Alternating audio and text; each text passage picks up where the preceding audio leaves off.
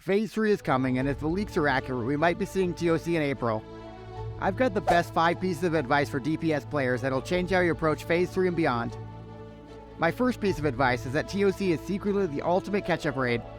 When Trial of the Crusader was first launched, the gear score upgrade was so massive that people felt that running Ulduar was a waste of time. Even the easy 10-man mode gave 232 item level gear, while the 25s gave 245. And so this time around, Blizzard decided to make Ulduar way more relevant so that it would last into Phase 3. But all those big buffs to Ulduar gear come with a downside to TOC. Ultimately, the new TOC loot just isn't that much of an upgrade compared to Phase 2. So I'm treating TOC like the ultimate thrift shop, and I'm using it to catch up my characters in just a week or two. I mean, seriously guys, if you looked at the TOC loot list, practically every single piece of loot would be top 3 bits right now, so this is the best time to catch up a DPS ult. I'm even leveling my warrior for the first time in 2 years because I know I can just catch up in a matter of weeks.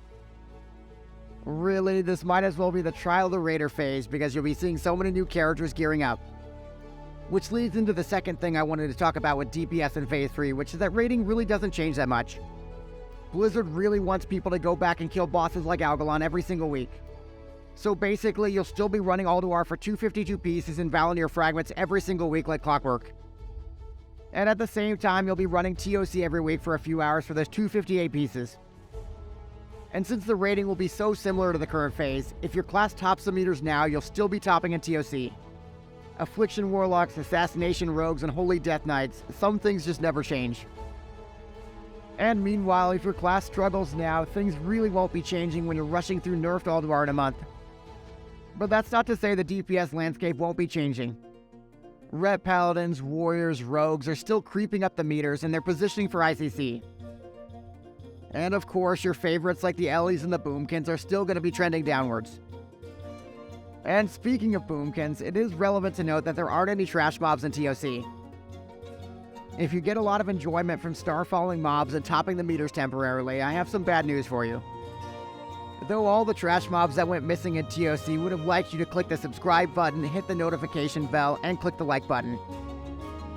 Okay, so remember how earlier I talked about how this is the ultimate catch-up raid? Well, it's also the ultimate alt raid. Blizzard is practically begging you to play multiple characters in TOC, so if you want to maximize your fun, you'll have to oblige. The crazy thing is that Blizzard seems to want you to do TOC and Ulduar on all your alts.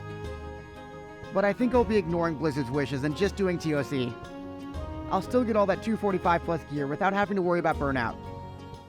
And while saying the dreaded GDKP words might freak you out, it has to be mentioned. With the raid being so short, if you could make 10 to 20,000 gold in just an hour from TOC, would you really turn that down? And that leads into my fourth and most important point. TOC is going to be really short, maybe an hour or 2 at most to run. But the duration of the tier itself will be important as well. I'm expecting TOC to last less than 2 months in duration. That means everything you're doing at TOC should be setting yourself up for success in ICC. We all remember the data from back in 2009 with those Fury Warriors and the Fire Mages pumping in ICC. So I'm going to be using TOC to prepare my Fury Warrior for that juicy 277 item level gear.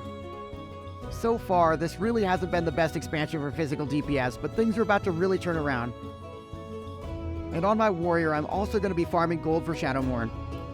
If you want to wield the legendary Shadowmourne, you'll obviously have to be a warrior, a death knight, or a paladin. So if you want the only legendary DPS weapon in Wrath, you may have to reroll to claim what's rightfully yours.